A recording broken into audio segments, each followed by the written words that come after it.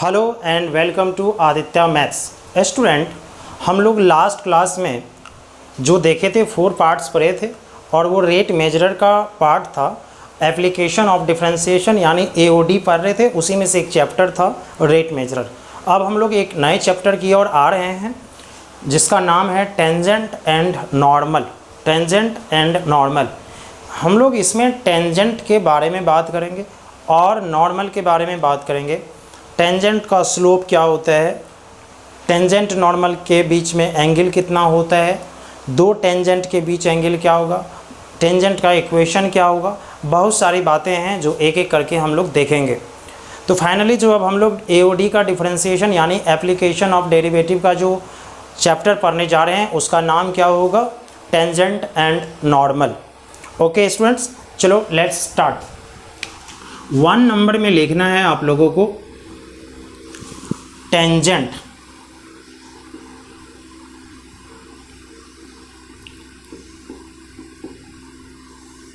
जो हिंदी मीडियम का स्टूडेंट्स होगा, स्टूडेंट टेंजेंट को हम लोग स्पर्श रेखा कहते हैं। तो टेंजेंट क्या होता है, अगर हमारे पास कोई भी कर्व हो जिसको वक्र कहते हो, किसी भी टाइप का हो, इस टाइप का हो, सर्कुलर हो, स्फेरिकल, किसी भी टाइप का हो, अगर सपोज हम लोग इस पे एक ऐसा लाइन ड्रॉ करते हैं जो सिर्फ एक पॉइंट पे टच करे, सपोज ये पीटी है, तो अगर तुमसे ये लाइन के बारे में पूछे तो बोलोगे सर ये लाइन पीटी है जो इस कर्व को टच कर रहा है कितने पॉइंट पे, 1 पॉइंट पे। तब इस हम पीटी लाइन को कहेंगे टेंजेंट। क्या कहेंगे, टेंजेंट। तो कोई पूछेगा टेंजेंट क्या है, यह एक स्ट्रेट लाइन है जो किसी कर्व को ओनली 1 पॉइंट पे टच करता है, TOUCH टच करता है यानी स्पर्श करता है। ओके, तो कर्व इस तरह का हो या किसी भी टाइप का हो सकता है, सर्कुलर। ये फिगर मत सोचना कि ऐसा ही होते रहेगा, हम अगर ऐसा बना रहे हैं तो ज़रूरी नहीं कि ऐसा ही हो। ओके, तो टेंजेंट क्या है, एक स्ट्रेट लाइन है, यही पीटी को हम लोग क्या बोलते हैं, टेंजेंट। और जो पॉइंट होता है जिस पे कर्व को टच करता है टेंजेंट, उसको बोलते हैं tangential point, TANGENTIAL, tangential point. इसको क्या कहते हैं, टेंजेंशियल पॉइंट। तो कोई पूछेगा टेंजेंशियल पॉइंट क्या होता है, जहां कर्व पे टेंजेंट टच करता है उसी पॉइंट को कहते हैं टेंजेंशियल पॉइंट। तो चलो ज़रा इसका डिफिनेशन लिख लेते हैं। लिखना, it is the a straight line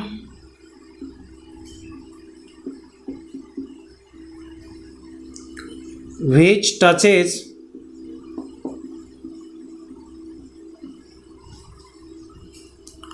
a curve at only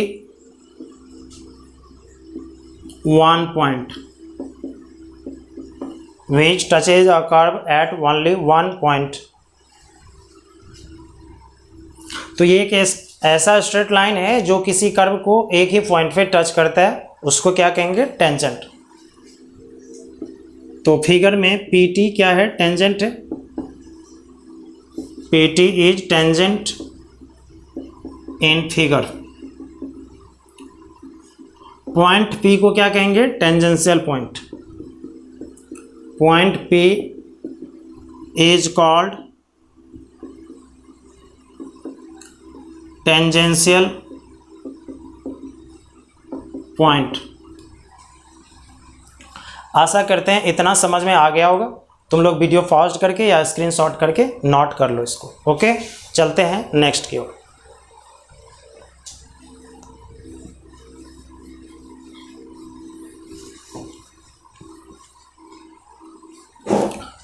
number 2 लिखना है स्टूडेंट्स, नॉर्मल।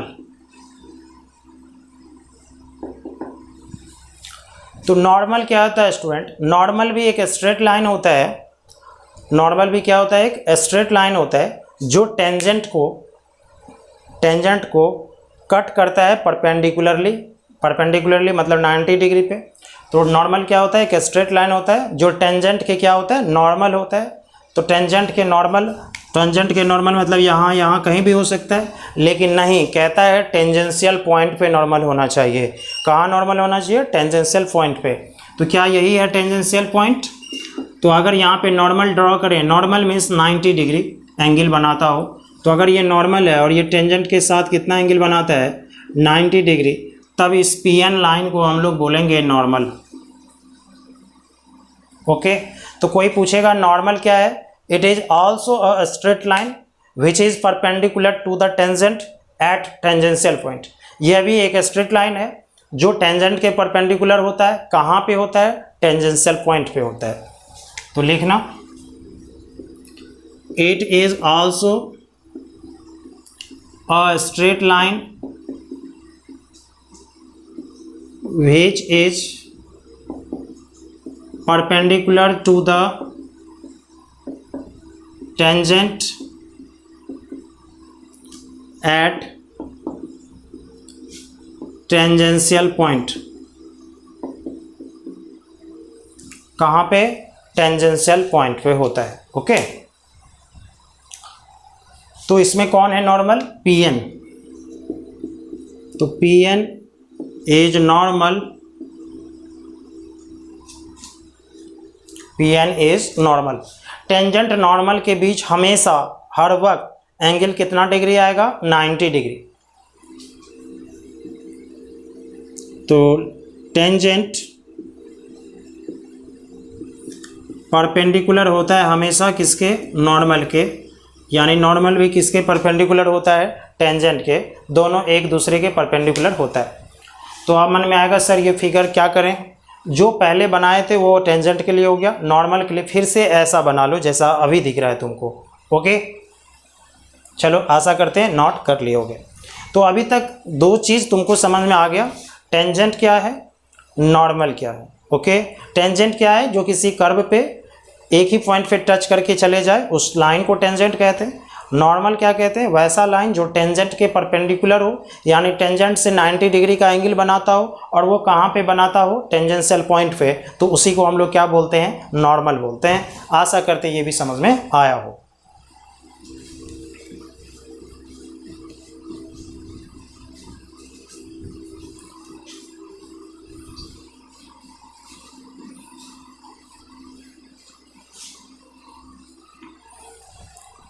अब स्टूडेंट कुछ बात हम लोग को देखना है, लिखना 3 number, slope of A line, slope of A line मतलब कोई लाइन है उसका हम लोगों को स्लोप निकालना है। तो कैसे निकालोगे? चलो थोड़ा ध्यान देना अच्छे से। सपोज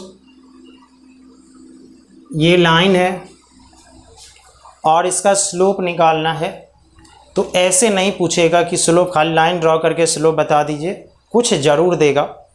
कुछ में क्या होगा, ये लाइन अगर एक्स एक्सिस के साथ अगर एंगल बनाता है तो वो ज़रूर देगा कुछ ना कुछ, ठीक है।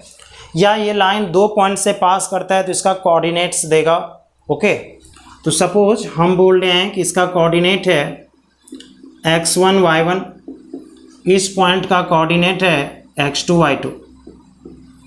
अब इस लाइन का हम लोगों को स्लोप बताना है। ज़रा ध्यान से ध्यान देना।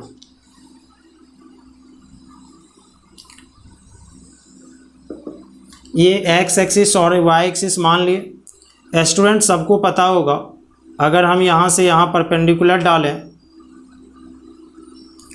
तो ये जो डिस्टेंस है ये वाला, ये कितना होगा? x1 होगा, और ये जो परपेंडिकुलर डालें ये y1 होगा, क्योंकि y कोऑर्डिनेट y1 है। 10th क्लास में ये सब पढ़े हो।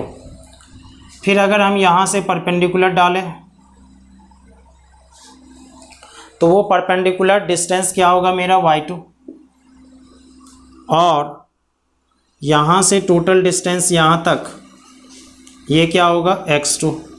तो बोलो ये रेस्ट वाला डिस्टेंस, गैप वाला क्या होगा? x2 माइनस x1, क्योंकि टोटल हो गया x2, ये हो गया x1, तो बीच वाला हो जाएगा x2 माइनस x1।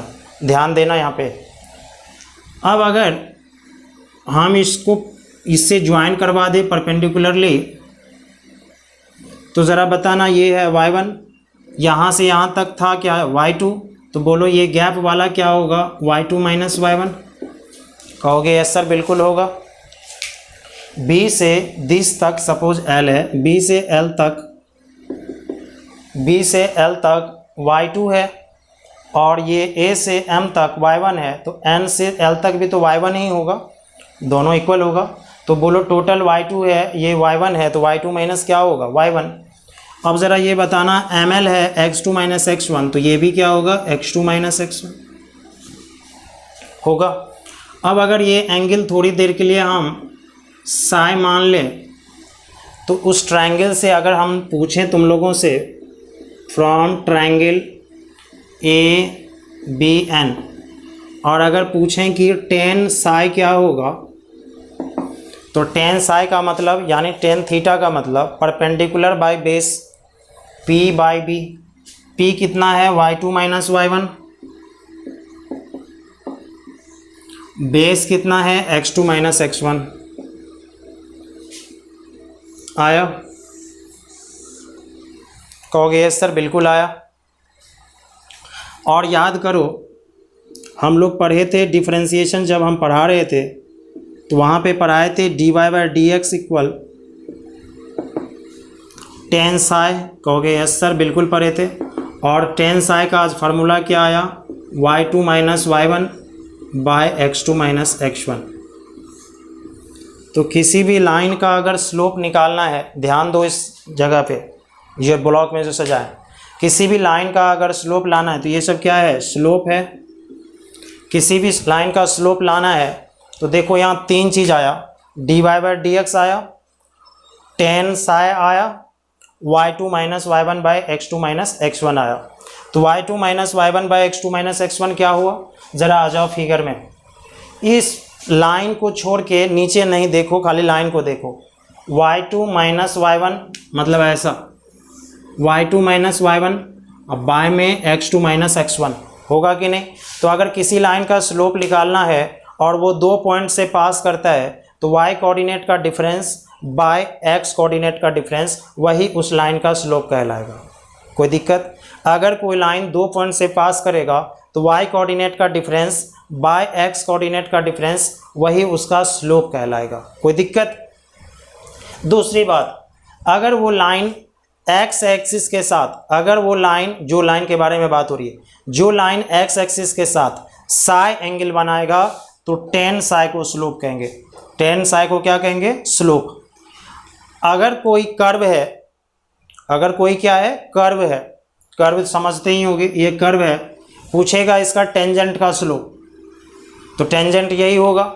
तो ये याद रखना, हर हमेशा कर्व का स्लोप नहीं होता है, कर्व तो अपने आप मुड़ा होता है, उसका स्लोप नहीं निकाल सकते।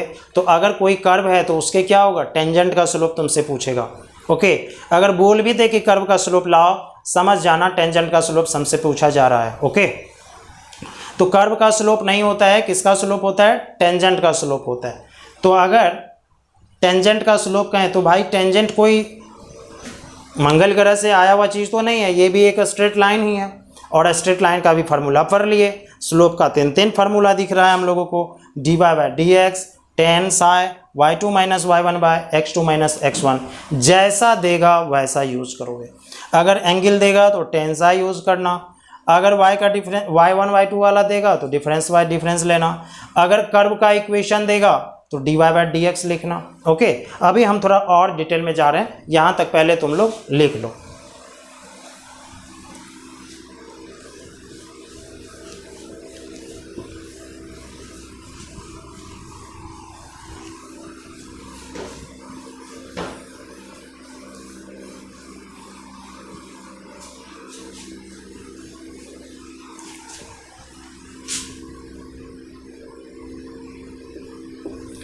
Slope of a tangent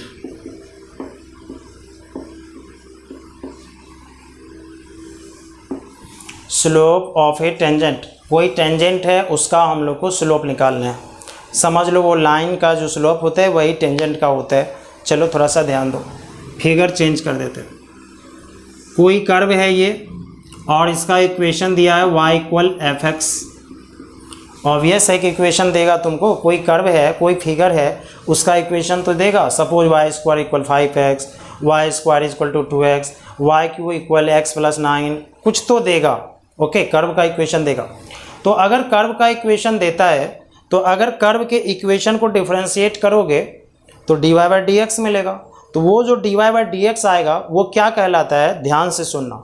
अगर कर्व का इक्वेशन दे और अगर कर्व के इक्वेशन को हम डिफरेंशिएट करें, वो जो dy बाई डी एक्स आता है वो होता है टेंजेंट का स्लोप। किसका स्लोप होता है, टेंजेंट का स्लोप। कर्व का अपना स्लोप नहीं होता। अगर सोचना है तो सोच सकते हो कि हाँ कर्व का स्लोप, बट नहीं, बोलने वक्त गलत कर दोगे तो टेंजेंट का स्लोप बोलोगे। तो अगर इसका टेंजेंट की बात करें तो यही PT इसका टेंजेंट है, तो इसका स्लोप के बारे में बात हो रहा है। तो तुम किसी कर्व के टेंजेंट का स्लोप दो तरीके से निकाल सकते हो। ये तरीका जो बोल रहे हैं, वेज जो बोल रहे हैं, ये डिपेंड करता है तुमको दिया हुआ क्या है। अगर कर्व का इक्वेशन देगा तो तुम डिफरेंशिएशन करके लाओगे। फिर से सुनो, अगर कर्व का इक्वेशन देगा तो डिफरेंशिएशन करके लाओगे। अगर ये टेंजेंट खुद दे दे कि x एक्सिस के साथ 60 डिग्री एंगल बना रहा है तो एंगल वाला फार्मूला भी tan साई पढ़े थे, याद होगा, वही उसका स्लोप हो जाएगा। कोई बड़ी बात नहीं है। तो दो तरीके से हम निकाल सकते हैं। चलो देखते हैं, फिर से लिखते हैं। पहला, if the equation of A curve is given then its differentiation या its dy by dx is called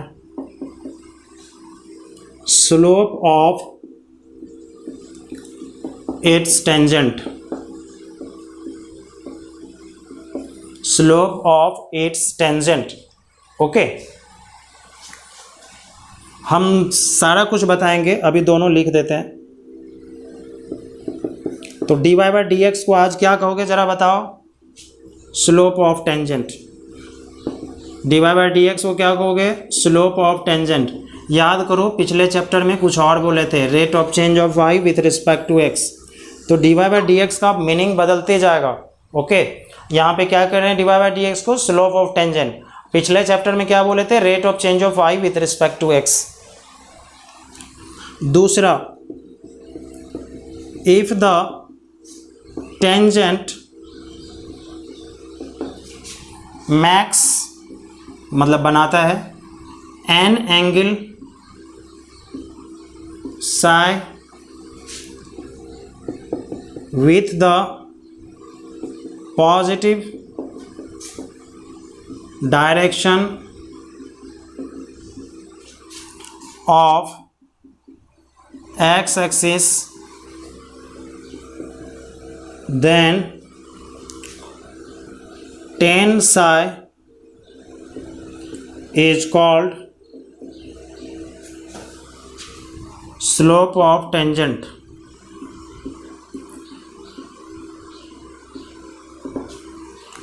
तो हम लोग dy बाई डी एक्स को भी स्लोप ऑफ टेंजेंट बोलेंगे, tan psi को भी स्लोप ऑफ टेंजेंट बोलेंगे। ओके, तो tan psi को भी आज से क्या बोलना है हम लोगों को, स्लोप ऑफ टेंजेंट। सिर्फ टी लिख रहे हैं, टेंजेंट समझ आए।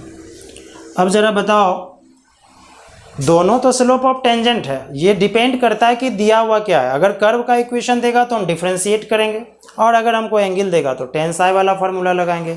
हाँ, तुमसे ज़रूर कोई पूछेगा साई क्या है यहाँ पे, तो बोलना साई एंगल है जो टेंजेंट एक्स एक्सिस के साथ पॉजिटिव डायरेक्शन में बनाता है। साई एंगल है जो टेंजेंट एक्स एक्सिस के साथ पॉजिटिव डायरेक्शन में एंगल बनाता है। ओके, कोई दिक्कत। अब यहाँ तक आने के बाद हम जरा तुमको 2-3 एग्जाम्पल दिखाना चाहते हैं, अन्यथा फिर प्रॉब्लम हो जाएगा, आगे बढ़ेंगे हम तो तुम लोगों को समझने से थोड़ा दूर रह जाओगे। तो चलो हम 2-3 एग्जाम्पल लेते हैं जिससे हम टेंजेंट का सिर्फ स्लोप निकलवा करके देखेंगे। ठीक है, घबराने की कोई ज़रूरत नहीं है, बिल्कुल समझा के जाएंगे। नोट कर लो यहाँ तक।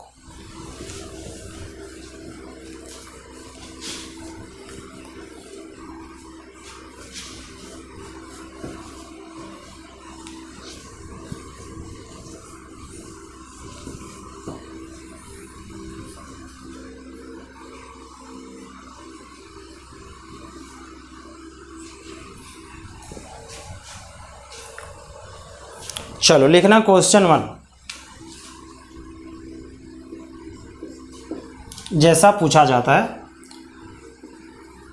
Find the slope of tangent to the curve y equal X square plus 4x minus 3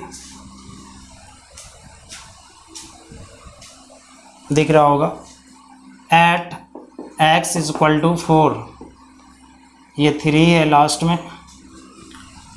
तो देखो क्वेश्चन जरा समझो सही से। कह रहा है find the slope of tangent, tangent का स्लोप बताइए। भाई कौन से टेंजेंट का?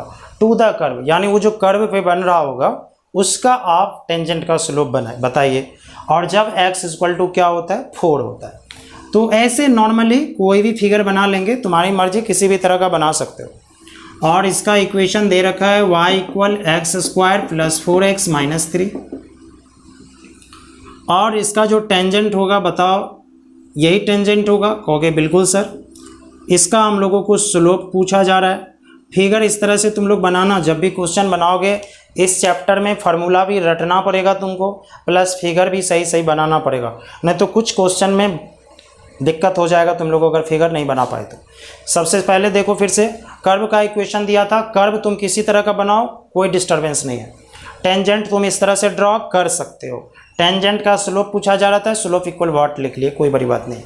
अब x इक्वल टू 4 दिया है, तो x इक्वल टू 4 जब भी देता है तो वो याद रखना टेंजेंशियल पॉइंट देता है, क्योंकि ये टेंजेंट और कर्व वहीं मिलता है तो वही पॉइंट देगा और फालतू नहीं देता है जल्दी। तो यानी यहाँ पे x इक्वल टू कितना है? 4 है। तो तुम ऐसा कह सकते हो ब्रैकेट में कि x इक्वल टू कितना है? 4 है। बट तुमसे पूछा नहीं जा रहा है कि x कोऑर्डिनेट y कोऑर्डिनेट क्या होगा, तुमसे स्लोप पूछा जा रहा है। लेकिन थोड़ा सा हम और डिटेल में जा रहे हैं। x कितना है? 4 है। अगर यहाँ x रख दोगे तो क्या y मिलेगा? कहोगे यस सर मिल जाएगा। वो y यहाँ हो जाएगा, कोऑर्डिनेट हो जाएगा।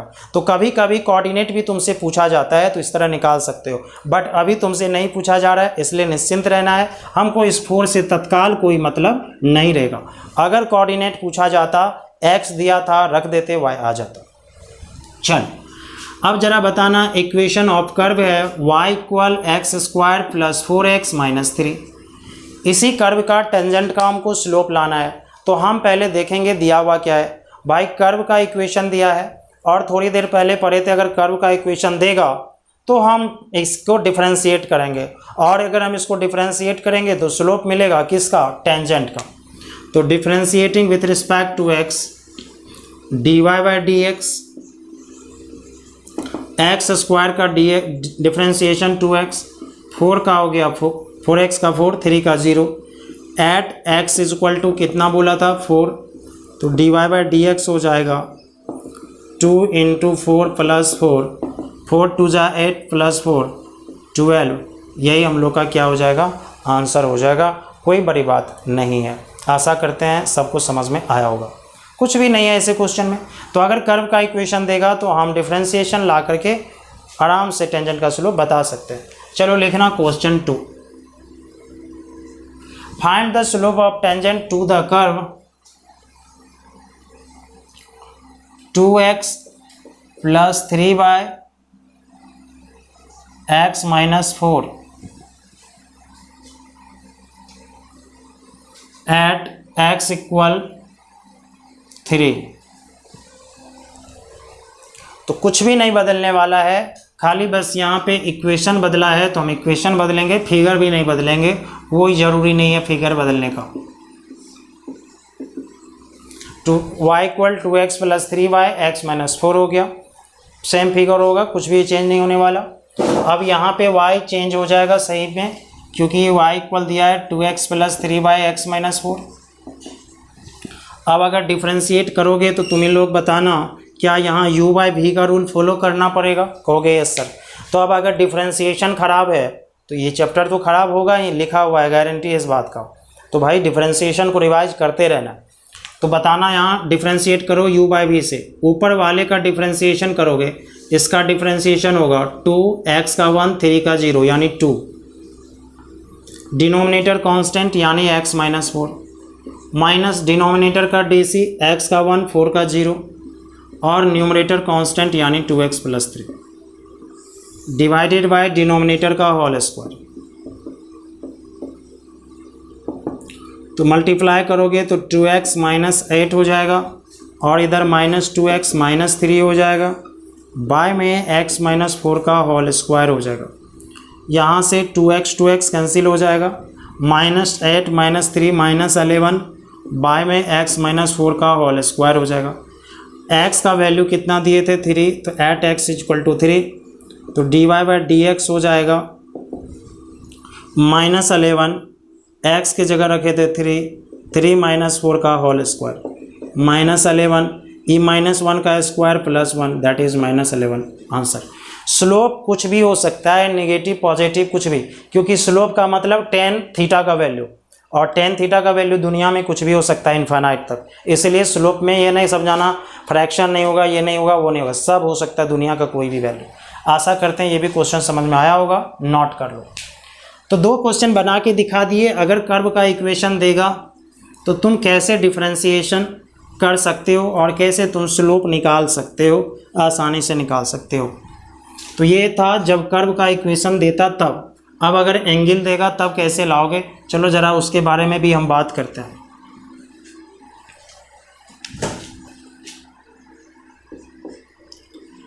Find the slope of A tangent, find the slope of A tangent which max मतलब बनाता है an angle, which max an angle 60 degree with the positive direction of x axis। कह रहा है वैसे टेंजेंट का स्लोप बताइए जो पॉजिटिव डायरेक्शन में, एक्स एक्सिस के पॉजिटिव डायरेक्शन में 60 डिग्री यानी 60 डिग्री एंगल बनाता है। चलो थोड़ा सा ध्यान देना, ये एक्स एक्सिस या वाई एक्सिस है, कोई कर्व है इस तरह का, और इसका जो टेंजेंट होता है एक्स के साथ कितना एंगल बनाता है 60 डिग्री, यानी ये एंगल कितना है 60 डिग्री। ये देखो फिगर से कोई बड़ा टेंशन नहीं होता, बट बनाना भी जरूरी है, कोई कोई सवाल में तुमको मदद कर देगा। ओके, तो ज़रा बताना, ये एंगल दे दिया और इस एंगल को क्या नाम दिए थे तभी, साई। इस एंगल का क्या नाम दिए थे, साई। कोई आदमी थीटा देगा, कोई आदमी फाई देगा, इससे घबराने की कोई आवश्यकता नहीं है। तो यहाँ पे गिवन क्या है, साई है, तो साई कितना दिया है 60 degree. We know slope of tangent क्या पढ़े, टेन साई। और याद रखना स्लोप को एक बात और बताओ, एम से भी डिनोट करवाए थे। कुछ बात तो याद रखो, जो डिफरेंशिएशन में 9 टाइप्स का dy बाई डी एक्स को लिखे थे वो सारा स्लोप ऑफ टेंजेंट है। तो उसमें एक एम भी था, ग्रेडियंट, वो याद करो वर्ड था, वो भी तुम्हारा टेंजेंट का ही स्लोप है। ओके, तो यहाँ पे एम है, तो एम मतलब slope of tangent ten Sai, और साई कितना है 60 डिग्री, टेन 60 होता है √3। अब किसी को अगर वैल्यू नहीं पता है तो फिर गड़बड़ हो जाएगा वहाँ। तो यानी आंसर कितना आ गया √3। आशा करते हैं ये भी सबको समझ में आया होगा। ओके, कोई दिक्कत किसी को, कोई दिक्कत नहीं हुआ होगा। चलो एक क्वेश्चन इसमें बनाते हैं, आई थिंक ये 4th क्वेश्चन होगा, पहले वाला 3 था। Find the slope of A tangent which makes an angle 60 degree with the positive direction of y axis. चलो इस क्वेश्चन को पहले नोट कर लो, अच्छा क्वेश्चन है।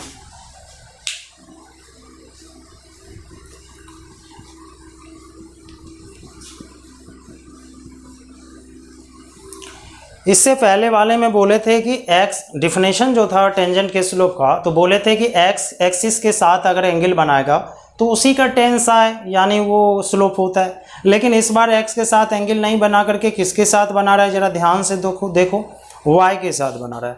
अब क्या करोगे, ज़रा ध्यान देना, एंगल आज तुमको फाइंड आउट करना होगा पहले।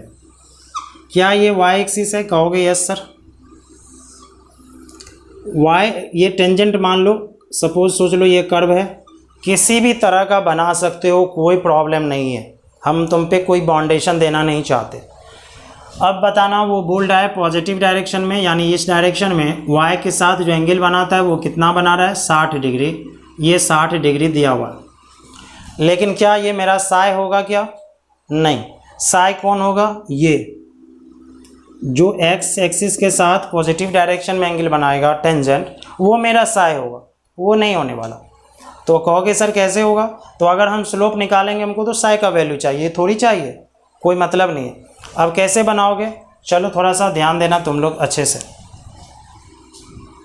ये कितना है? 60, तो ये भी कितना होगा? 60, और ये कितना है? 90।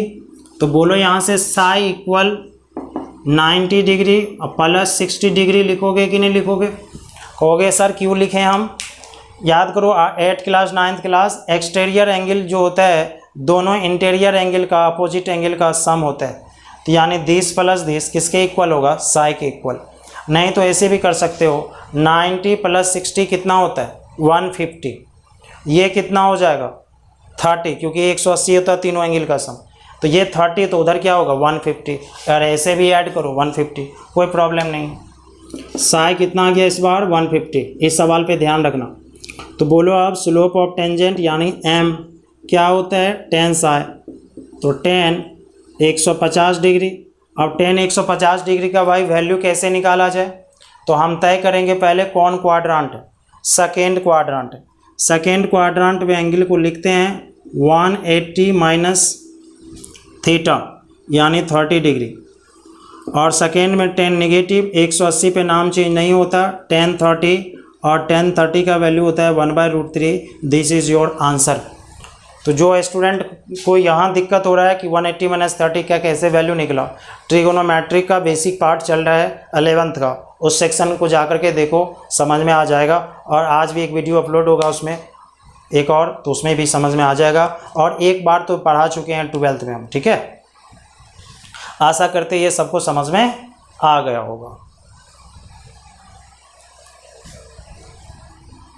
तो स्टूडेंट आज का क्लास हम यहीं रोकते हैं। तो आज हम क्या क्या देख लिए ज़रा उसको फिर से डिस्कस कर लें। टेंजेंट क्या है, नॉर्मल क्या है, टेंजेंट का स्लोप कैसे निकालते हैं, ठीक है, बस इतना है। टेंजेंट का स्लोप दो तरह से सीख लिए। अगर कर्व का इक्वेशन देगा तो dy/dx करके लाएंगे, और अगर वो x के साथ एंगल देगा तो टेन साई का फार्मूला लगाएंगे, और अगर y के साथ भी इवन एंगल देगा तो हम x के साथ पहले निकाल लेंगे 8th क्लास का फार्मूला लगा करके, और फिर हम बना लेंगे। ओके, आशा करते हैं आप लोगों को ये क्लास बहुत ही अच्छा लगा होगा। नेक्स्ट क्लास में हम लोग चलते हैं, देखते हैं क्या होता है। Okay, bye.